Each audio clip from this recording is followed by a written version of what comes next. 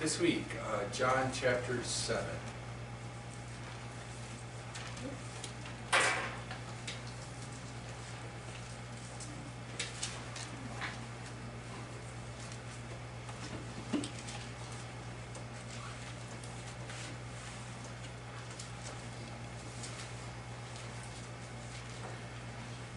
Beginning at verse 1.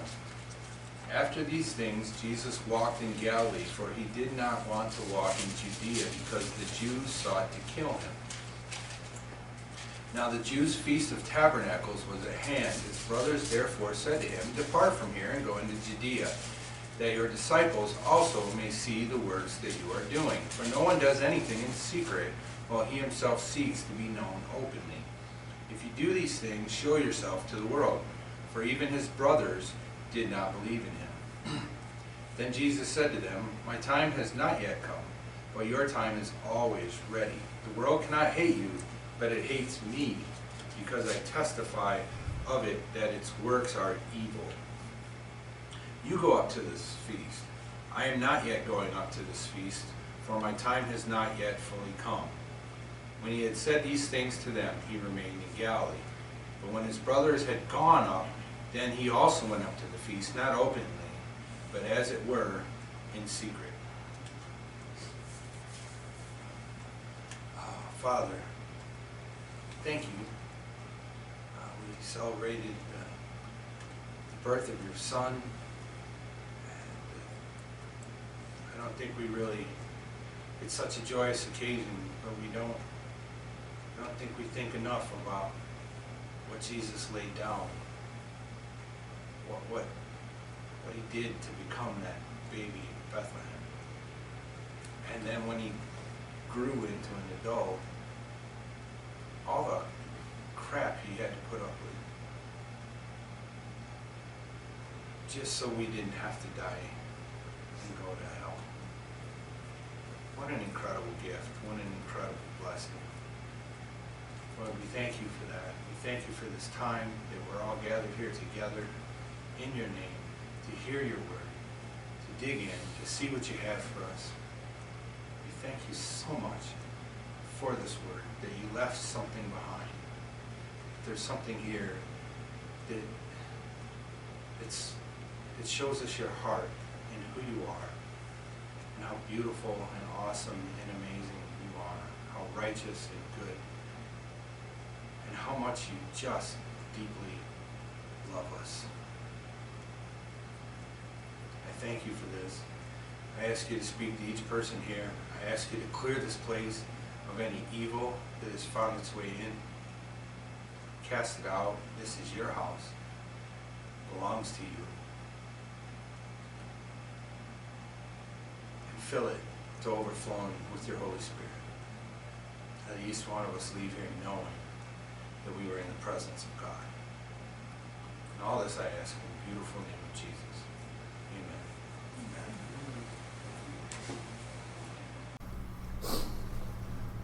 All right, so over the last 3 messages, we've looked at a series of connected discourses made by our hero concerning who will be considered the greatest in the kingdom of heaven. Jesus used a small child as an illogical example of what the greatest in the kingdom of heaven would look like. The greatest in the kingdom of heaven will be anyone and everyone who will, like a child, humbly admit their inability to save themselves, and throw themselves on the grace of God to save them and supply their every need. Jesus went on to illustrate how someone who has done this behaves within the kingdom of heaven, in the context or using as an example the way believers treat one another. Jesus' ministry is about to kick into another gear. At this point, we're 5 months away from the murder, burial, and triumphant resurrection of Jesus. Up to this point, we have mostly been hearing Jesus' story from the voices of Matthew, Mark, and Luke. All the gospel accounts are heavily weighted in the final months, and in particular the final week of Jesus' life. This is especially true in the case of John's gospel account. So as we begin this final push to the cross, we'll be hearing John's voice more often. We will, for the next several weeks actually, be looking at John chapter 7 and 8. Everything contained therein is exclusive to John's gospel account. And there's some deep theology and some of the best known sayings of Jesus in these 2 chapters. Jesus is about to make a short incursion into Jerusalem for the Feast of Tabernacles, then return to Galilee one last time before steadfastly setting his face to go up to Jerusalem, for his hour is coming. Jesus has just returned to Capernaum from a 3 to 5 month excursion into the Gentile regions of the north. Jesus and the boys had gone north due to the heavy opposition Jesus was facing in Galilee. Pharisees and scribes have dogged Jesus from the beginning, but the addition of Herod Antipas and the Sadducees into the mix of those seeking to undo or hinder his work led him to make a strategic exit out of Israel proper for a time. On this trip, Jesus fully revealed his identity and made clear the purpose for which he came to his disciples. That purpose, of course, is to suffer at the hands of the religious leaders and be killed. Something Jesus has only up to this point really hinted at. Now it's out there. The revelation to his closest followers revealed how truly out of touch with Jesus and his mission his disciples really were. While they walked with him and were learning from him, they were not on the same page and are not contributing much in the way of supporting his end game or strengthening him for what he is about to face. This week we will look at a prelude to, or the setup for what follows in John chapters 7 and 8. This short passage of 10 verses does, I think, 2 things. One, it sets up the backdrop or the event surrounding the events which we will look at over the next several weeks. That event, the Feast of Tabernacles, contributes incredible texture and meaning to the events which unfold in John chapter 7 and 8. As such, we'll be taking some time this week to look deeper into that festival, its origins, and what happens during it. 2, this event, a conversation which might be better characterized as a confrontation between Jesus and his biological half-brothers, shows us something about Jesus. That something is how utterly alone, in a human sense, Jesus is. Jesus is being actively opposed by the leaders of every denomination of a religion he founded. The king is seeking to get a hold of and examine him. His closest friends are providing no support. They cannot comprehend what he is doing, and so they can't possibly support him in it. At one point, the most prominent of his friends rebuked him for saying what he was going to do. And as if that was not enough, now his own kin are about to make it clear that they don't know who he is or what he has come to do. Being the oldest, Jesus probably changed these men's diapers. He, as the oldest, would have supported them financially after the passing of his foster father. And now, as his hour of greatest need closes in, we see clearly that not even they are on board with him.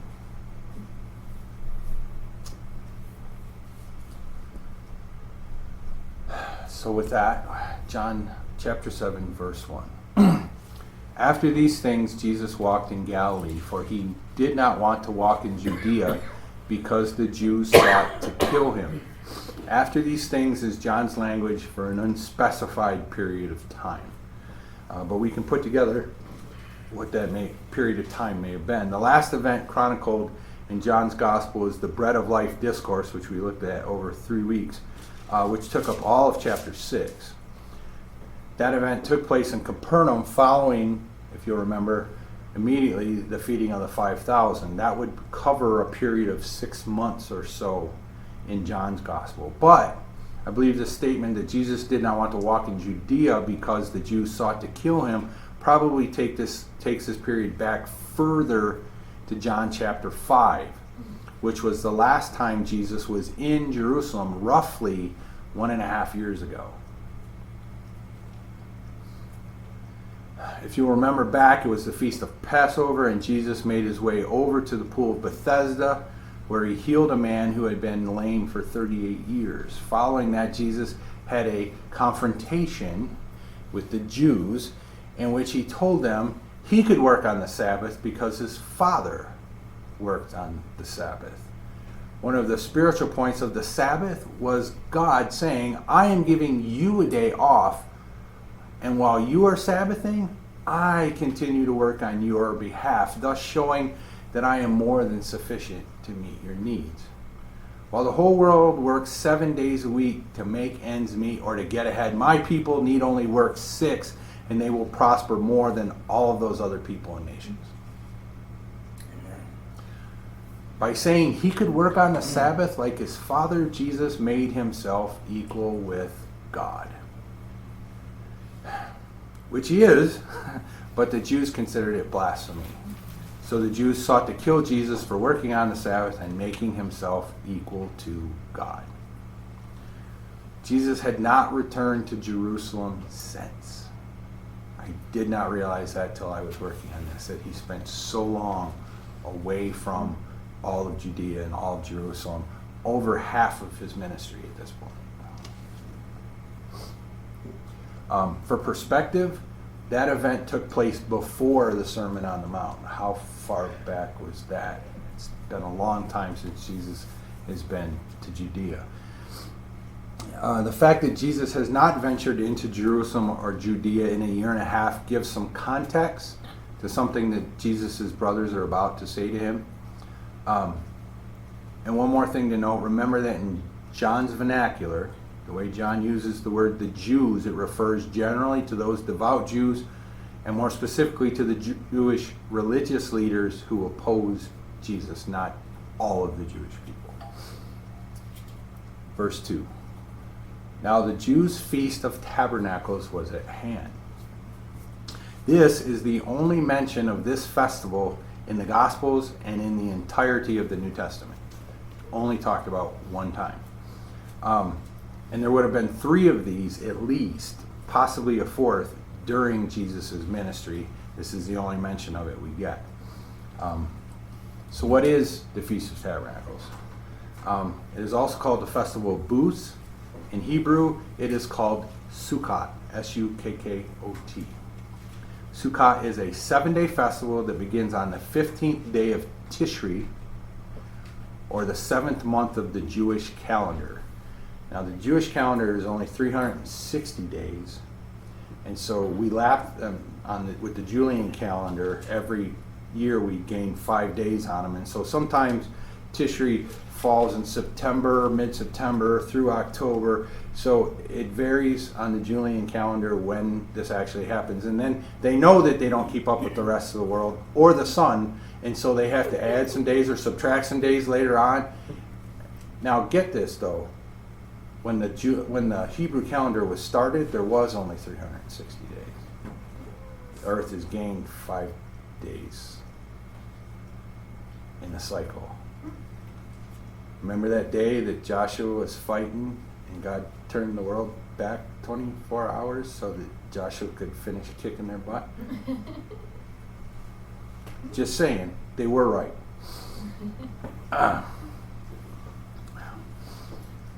Okay, Sukkot follows, and this is they got this big compact time of festivals here. Sukkot follows the Jewish New Year, or the Feast of Trumpets, which is on the 1st of Tishri, and the 10 days of repentance called Rosh Hashanah, which ends with the Day of Atonement, or Yom Kippur, on the 10th of Tishri, with the 1st and the 10th being high holy days, no work, Sabbaths.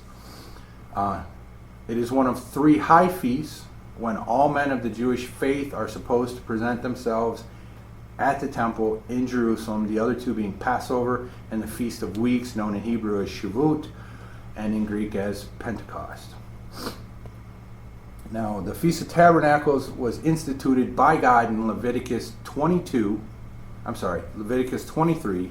33 through 43, with additional information given in Numbers 29, 12 through 38, and Deuteronomy 16, 13 through 15. Reading from the Leviticus portion.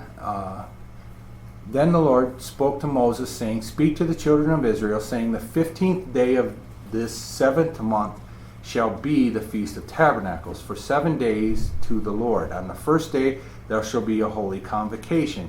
You shall do no customary work on it. For 7 days you shall offer an offering made by fire to the Lord. On the 8th day you shall have a holy convocation, and you shall offer an offering made by fire to the Lord. It is a sacred assembly, and you shall do no customary work on it. No work first day, 8th day. These are the feasts of the Lord, which you shall proclaim to be holy convocations, to offer an offering made by fire to the Lord, a burnt offering and a grain offering, a sacrifice and drink offerings, everything on its day. Besides the Sabbaths of the Lord, besides your gifts, besides all your vows, and besides all your freewill offerings, which you give to the Lord. So everything that you normally do on every day or every Sabbath that falls within this, you do that plus what I'm adding to that. Also on the 15th day of the 7th month, when you have gathered in the fruit of the land, you shall keep the feast of the Lord for 7 days. On the first day there should be a Sabbath rest, and on the 8th day a Sabbath rest. And you shall take for yourselves on the first day the fruit of beautiful trees, branches of palm trees, the boughs of leafy trees, and willows of the brook, and you shall rejoice before the Lord your God for 7 days. You shall keep it as a feast for the Lord for 7 days in the year. It shall be a statute forever in your generations. You shall celebrate in the 7th month. You shall dwell in booths for 7 days. All who are native Israelites shall dwell in the booths, that your generations may know that I made the children of Israel dwell in booths when I brought them out of the land of Egypt. I am Yahweh your God. So Moses describes this feast in the second giving of the law, Deuteronomy 16:13 through 15, this way. You shall observe the Feast of Tabernacles 7 days, when you have gathered from your threshing floor and from your winepress. And you shall rejoice in your feast, you and your son and your daughter, your male servant and your female servant, and the Levite, the stranger, and the fatherless, and the widow who are within your gates. 7 days you shall keep a sacred feast to the Lord your God in the place which the Lord chooses, because the Lord your God will bless you in all your produce and in all the work of your hands, so that you surely rejoice. That's a good blessing. So from the text we see, first it's a celebration of God's provision for the children of Israel during their wilderness wanderings. And secondly, it's a celebration of God's provision in the harvest from year to year. Now it's said that the Puritans who settled in North America modeled their Thanksgiving celebration off of Sukkot. So our North American Thanksgiving finds its roots in the Festival of Tabernacles. So this festival is 7 days with an additional Sabbath day of rest tacked on at the end. Interesting fact here, Nehemiah 8:14 through 17 tells us that from the time of Joshua the son of Nun, so the time that the Jews entered into the Holy Land, the Feast of Tabernacles was never observed until the Jews returned from the Babylonian exile. So 400 and some odd years, they just skipped it. And they wonder why they got their butts whipped and hauled away to exile.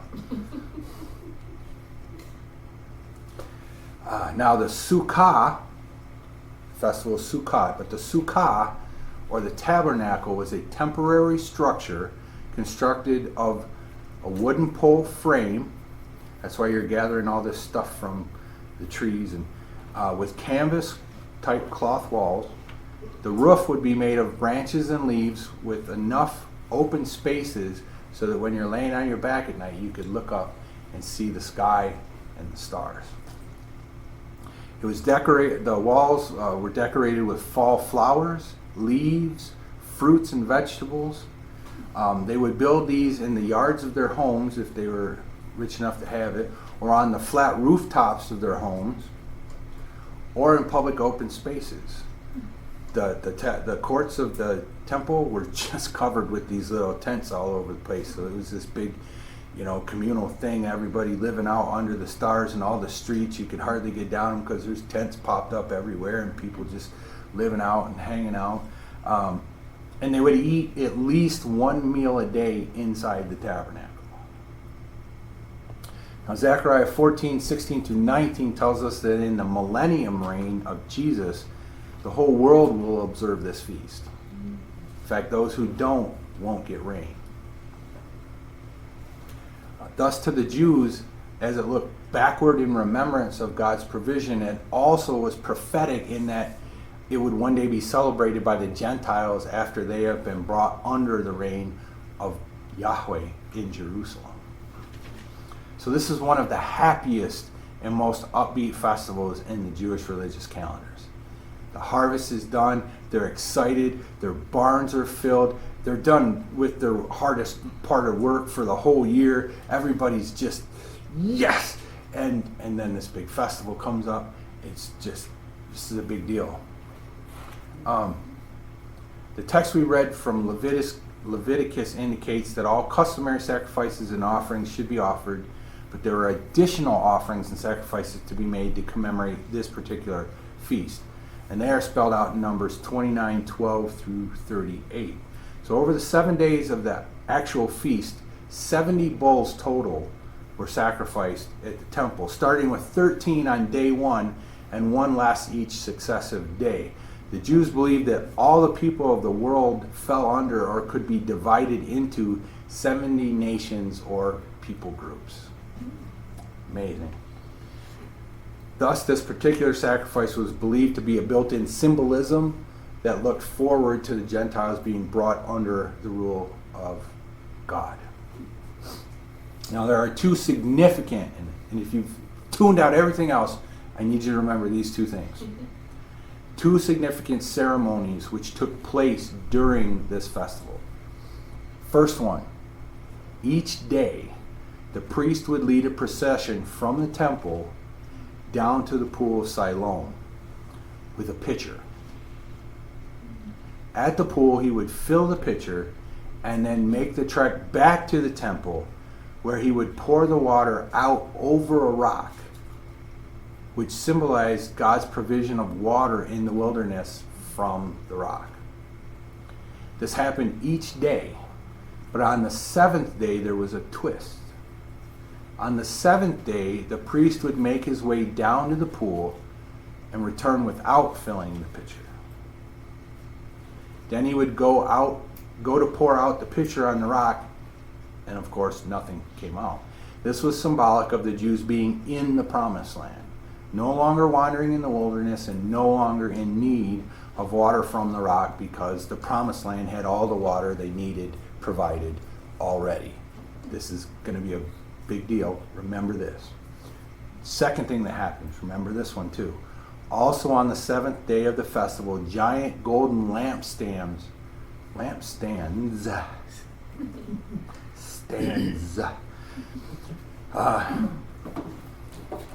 lost my place, were lit and set around in the temple courtyard, and people would go and light torches off of those lampstands and march around the temple with the lit, and then set these lights around the walls of the temple. This was the 7th day. I'm not going to tell you what it means because that would kind of give some of it away. I'm dangling out a little carrot for you to come back. So, many of the things Jesus does in John and says in John chapter 7 and 8 are colored by this festival and its practices, its meaning, and in particular these two ceremonies are hugely important to seeing the true depth and meaning in two different really well-known statements Jesus will make in the passages we will look at over the coming weeks. So please keep these in mind again as we go through. Verses 3-5. His brothers therefore said to him, "Depart from here and go into Judea, that your disciples may see the works that you are doing. For no one does anything in secret while he himself seeks to be known openly. If you do these things, you show yourself to the world." For even his brothers did not believe in him. Now, I want to establish exactly who these brothers are. Are these actual brothers, or are they something else as other people have claimed? These are Jesus' half-brothers, born of his mother Mary. The word Adolphos is used here, which directly first main meaning is a brother, whether born from the same two parents or only of the same father or mother, Adelphos. Some contend that these were cousins. There is a Greek word for cousin. It's not Adelphos. It's something I can't pronounce. Anipisios. I practiced 2 weeks ago and I'm just done. So, and this word is used in Colossians 4:10 to describe the relationship of John Mark to Barnabas. Had these been cousins, the author would have used the word cousins. He didn't. He used brother, Adolphos. Some say this refers to his disciples. Verse 5 clearly differentiates this group from all others. And we also know there's a Greek word for disciples. It was used in verse 3. It's not used here. Some say that these brothers are related to Jesus via Joseph through a previous wife. And there is simply absolutely nothing in the scriptures anywhere to justify that stance. You literally have to pull it out of the thin air.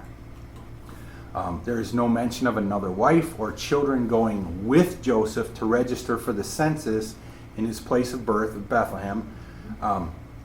Some claim that it was a first wife before his betrothal to Mary and she died. There is a Greek word for widow, which is never used in conjunction with Joseph. And again, it is Mary and Joseph that traveled to Bethlehem, not Mary, Joseph, and at least 6 other children. They would have needed to be registered for the census. Where are they? There's just no support for that idea in Scripture anywhere.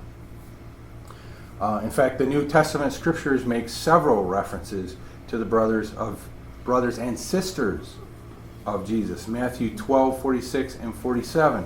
While he was still talking to the multitudes, behold, his mother and brothers stood outside, seeking to speak to him. Then one said to him, "Look, your mother and your brothers are standing outside, seeking to speak to you." Matthew 13:55. Is this not the carpenter's son? Is not his mother called Mary, and his brothers James, Joseph, Simon, and Judas? Mark 6:3. Is this not the carpenter, the son of Mary, and brother of James, Joseph, Judas, and Simon? Are not his sisters here with us? So they were offended at him. Luke 8:19. Then his mother and brothers came to him and could not approach him because of the crowd. John 2:12. After this he went down to Capernaum.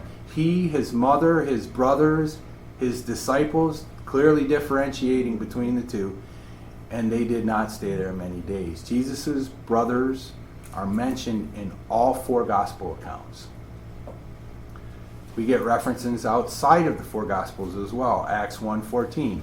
These all continued with one accord in prayer and supplication with the women and Mary, the mother of Jesus, and his brothers. Galatians 1:19, Paul, but I saw none of the other apostles except James, the Lord's brother. And 1 Corinthians 5:9, do we have no right to take along, and this is Paul again, and he's going to differentiate between all these groups, do we not have no right to take along a believing wife, as do also the other apostles, the brothers of the Lord, and Cephas, Peter. So even Paul clearly differentiates between all these groups. Jesus had half-brothers. The scriptures make it clear that Jesus had 4 half-brothers named James, Joseph, Simon, and Judas, and at least 2 sisters born after him by his biological mother and foster father, Joseph. There is no reason to inject something else into this passage unless you're trying to bolster a doctrine which has no basis in the scriptures, such as the perpetual virginity of Mary, which attempts to raise Mary to a divine intermediary and near godlike status. It's not there. With that issue out of the way, what is going on here? On some level, in a worldly sense anyway, it would sound like good advice, right? But verse 5 makes it clear that their advice is more likely ridicule because it comes from hearts of unbelief. Now remember that Jesus has not ventured into Judea for about a year and a half. It's a long time to be away. Now remember that Judea is where Jerusalem is and the temple is. Jerusalem is the seat of power for all of the area, and the temple is the focal point of the Jewish faith.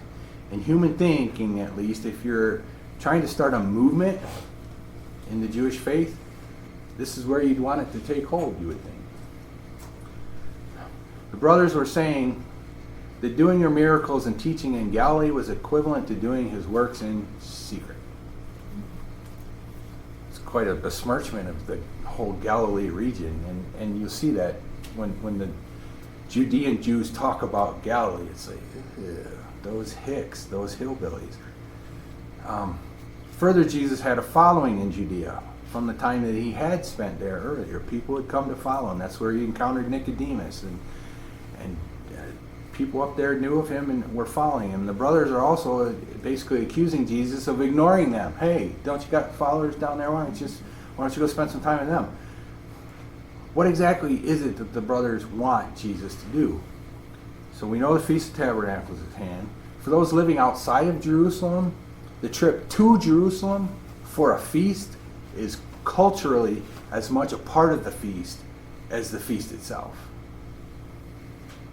Extended families would all travel together up to Jerusalem for the feast. Often entire communities would travel together singing the Psalms of Ascension or psalms related to the particular feast that they were going as they went. It was a really big deal. This is how Jesus got lost, because they would all go back after the feast too. And they were going back after a feast when Jesus was really little, and they think, hey, he's playing with his cousins or his brothers over here, or he's hanging out with these kids.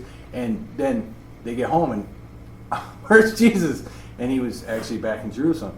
But it's this big community thing. It's this huge, big deal. People singing and walking, and it was as much a part of the festival to go to the festival it was to be at the festival. What the brothers of Jesus want him to do is to travel up now with the community procession with great pomp and circumstance. If he is the Messiah, then take the show on the road and go up and present yourself to the religious leaders and let them and the entire community of Jews verify your claim. That's what they want. What's their motive for this? I read one Messianic Jewish commentary that suggested that this command from Jesus' brothers was worldly but good-natured. It was said out of a desire to see Jesus become as famous in Judea where it counted as he was in Galilee. I also read a suggestion that they knew of the great falling away. Remember, after the Bread of Life discourse, all these disciples are like, yeah, I don't know that I can hang with this. And so they all went away. And so after that, it suggested they were snarkily encouraging him to go try his hand in Judea after his big nosedive failure in Galilee. Maybe you can get some followers down there. Either way, we can only speculate as to motive based on what is actually said. But I think verse 5 has to be the qualifier. They did not believe in him, and as such, their motives were not godly or spiritual. Verses 6 and 7. Then Jesus said to them, my time has not yet come, but your time is always ready. The world cannot hate you, but it hates me, because I testify of it that its works are evil. I was struggling to break this down and actually present it in a cohesive way. And I just couldn't, so I'm just going to give you kind of an overall picture. The word time here is a reference to the time when he will be revealed as the Messiah, which will be followed some 5 days after by his crucifixion, burial, and resurrection. What Jesus is saying is that the time for him to be revealed in Jerusalem as the Messiah has not come yet. That hour was prophesied by Daniel to the day, more than 500 years prior. To go as they want him to now and present himself in the manner they want him to will bring the same results it will then, and now is not the time for that. He knows what will happen because they hate him. They hate him because his words, his deeds, and his teachings are light. And that light shines into the darkness of the world and shows that the citizens of this world's works are all evil. They hate him in Judea because Jesus' very existence is exposing the fact that the works of the religious leaders are all done from hearts of darkness. It's all evil. Jesus has restricted his movements such that his death will not happen 1 second before it's supposed to. And Jesus contrasts his kind of limitations, if you will.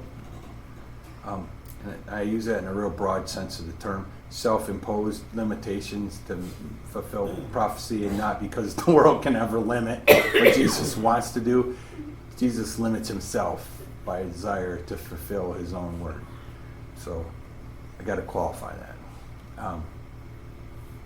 So he contrasts this against his brother's ability to move freely about as they please. They are free to travel wherever they like. Why? Because they're just like the world. They are walking lockstep with it, and thus the world has no animosity towards them. You can go. But think about this. Think into what Jesus just said.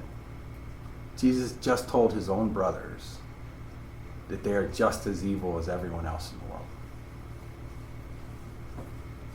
This whole idea of any member of Jesus' family being better than Jesus destroys that every chance he gets. It's just not the case. Jesus will not be pushed by people to act in the ways or do the things they think he should. From his mother wanting him to make wine and make this big proclamation of who he was, now to his brothers, to his disciples, to the crowds that wanted to make him king. Jesus doesn't do what other people want him to do. Jesus marches to the beat of one drummer, God the Father. He is never swayed by popular opinion or the desires of anyone, not even his earthly kin.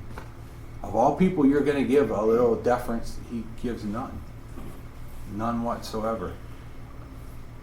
And I think we should remember this when we want to adjust church doctrine to be more relevant to our times. Mm-hmm.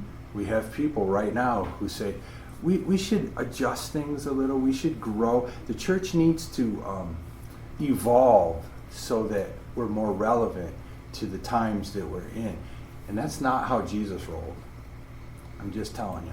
That's not how he did it. And if I'm going to listen to anybody, it's going to be him. What's right is always right, and what's wrong is always wrong. And it's defined by God the Father and not by us. Verse 8, you go up to the feast. I am not yet going up to this feast, for my time has not yet fully come. So Jesus tells them to go up to the feast in the procession. Go be a part of it. That he will not be going up as of yet. Now there's a textual controversy here, and I need to address it.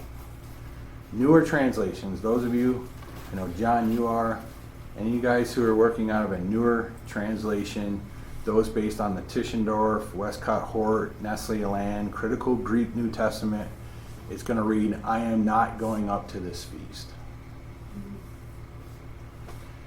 Without going into source text again, it is in the received text, which is what the King James and the New King James Version and almost every English translation prior to the Revised Standard Version, the RSV, that was the first modern Bible translation. Every other one before that, it was in there, and suddenly with Westcott and Hort's text, it disappeared. And those who, wow, I have no idea what I wrote there. Those who dislike the received text say that it was a scribal edition because it does not appear in the very small number of codexes that they claim are older and thus more accurate. I disagree with that. premise on its face. Why this matters? Because if you read that way, it would appear at best that Jesus had changed his plans about going up to the feast, or at worst that Jesus told a big fat fib. Because in verse 10 we see that he does go up to the feast. That is not the case. Even if you do not include the word translated as yet in your version of the Greek scriptures, it is implied in the tense of the word not that is used. The not absolutely appears in the same tense in all of the translations, all of the codexes. In the Greek, the word translated as not is in the original Greek, is rendered in the present tense, which often has ongoing force, which allows this understanding. So those who heard it, even if the yet was not there, this is what I am not at present in the process of going up, or simply I am not going up now, but may do so later.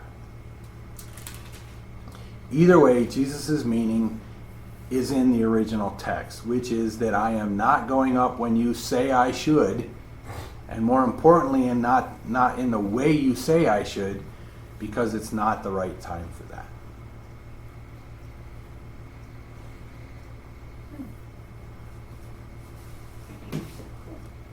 Verified? Yes. Okay. You know, Yeah. Jen's usually here and I have to. Okay. I've been crowd verified I never noticed that. on my Greek text. I never noticed that. All right, verses 9 and 10. I just footnote about It's it. huge though. I mean, that's huge. Yeah, it's huge.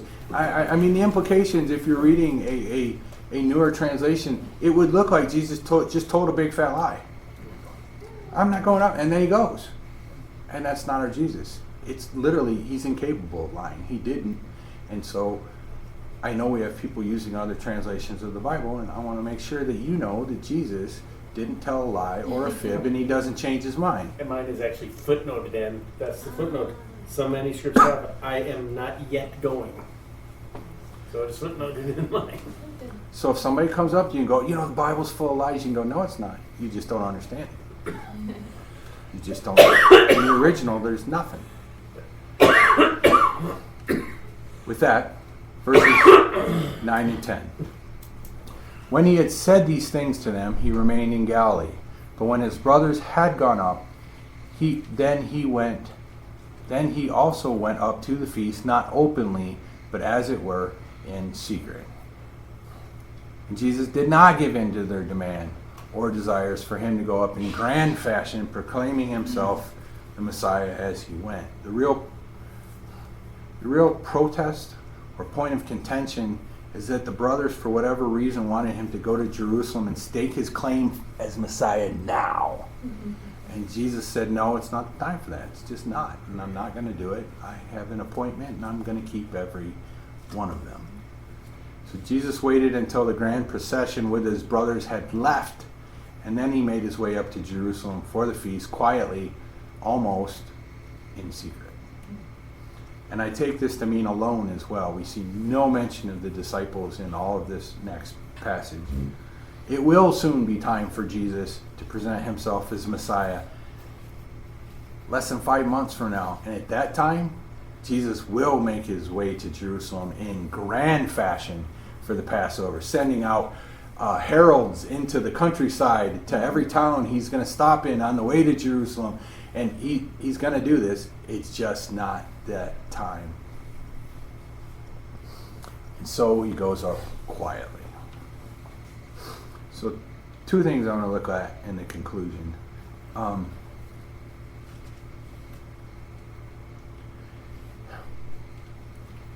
First, where, and this is kind of a side note, I hinted at it. Look at where and with what people God chose to lay the foundations of his kingdom. Anybody else? The brothers even said he should have gone to Jerusalem. If you can make it there, you can make it anywhere. That's the place to go. That's where the power was. That's where everything came from. The Judeans were the wealthy Jews. The Judeans were the well-off Jews. The Judeans were the closest to the temple. The temple was where everyone came. It was where your voice could get out. And God goes, no, no, no. I use the foolish to confound the wise. I use the weak to confound the strong. I'm going where you least expect me to. I'm going to those people you don't think matter. I'm going to those people that you don't care about, that you look down on, that you think are beneath you. Those people are important to me. And I'm going to start this grand adventure. I'm going to start fulfilling my scripture with the people that you could care less about. The people you call hicks and hillbillies and uneducated, they smell like fish. They work and they sweat for a living. They farm. They push rocks around. That's where I'm going to start my thing. I'm going to start with the people that you don't think matter. He could have. The whole thing, Jesus being born in a feed trough. He had every right to be born in a palace, which still would have looked like a feed trough compared to where he came from. But he went all the way to the bottom because he cares about the nobodies and the nothings. He cares about everybody. But he's willing to go out of his way to reach the people that nobody else will. Those dirty, smelly people. Those people that don't look like we think they should and act like we think they should. That's where God chooses to do his thing. And that's why so many of God's movements, the last great revival in this country was with hippies. They were dirty. They smelled bad. They didn't make any money. They were drug addicts. Foolish, silly, wise, unwise. And we're still seeing the ripple effects of that today. I can't believe when I read how many churches and religious movements started out of the Jesus people in the 60s and 70s. It was amazing. All these names that you think are these big established churches, and they got started in Huntington Beach or San Francisco, and it's just amazing. It's just amazing. God's not going to work where we think he's gonna, where he should. If you want to see a movement of God, maybe start looking for all the places you don't think he should start something, and that's where you'll see something happen. And lastly, I want to go back and talk about this loneliness of Jesus.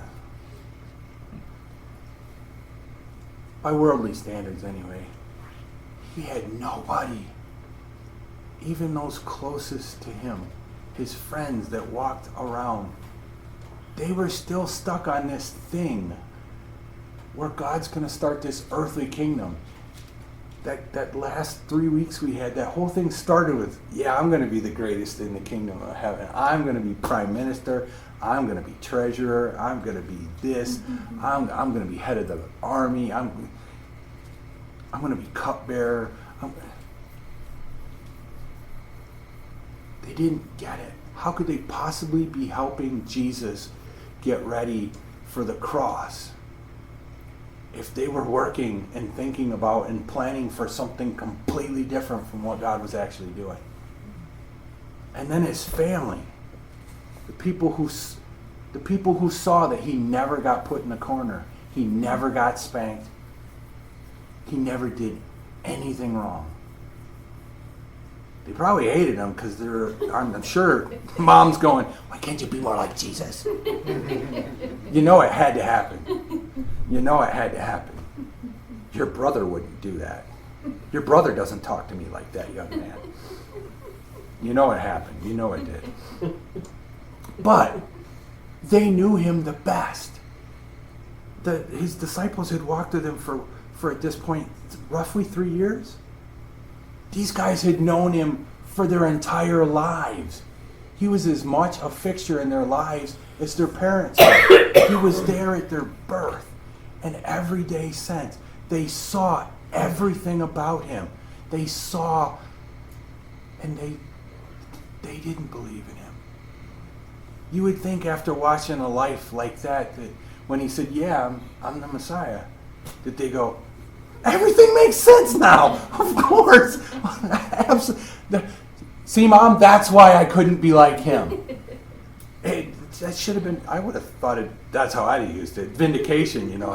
Hey, of course I couldn't be like him, Mom. He's the Messiah. You would think that the people who knew him the absolute best would be on his side. At best, they're trying to push him into something that obviously doesn't square with his plans. At worst, they're mocking him. It's probably somewhere in between there. Jesus was alone, and yet he kept going. He kept going. Through all of that, he had God the Father. Through all of that, he knew that his true Father was watching him and leading him and guiding him with his Spirit. Through all of this, he had nothing on this earth to depend on. Nothing. I didn't have some things I thought I needed over the holidays, and it almost wrecked me. Jesus had nothing. Where do you get that kind of strength to keep walking through that?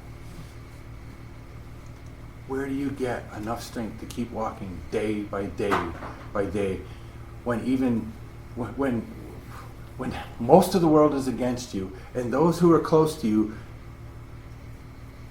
are rowing on the other side of the boat an opposite direction? They're not helping you. They're not contributing anything. Jesus got all his strength from above. And so in those times when we are all alone, when we've stretched ourselves out there, and it seems like the whole world is against us and everybody we care about, it's not helpful.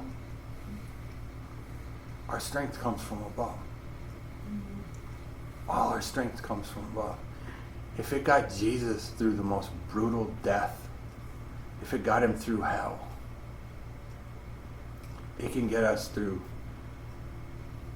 anything. What can it get us through? What can't it possibly get us through? If it could get Jesus through all of that, what can't we get through with God on our side?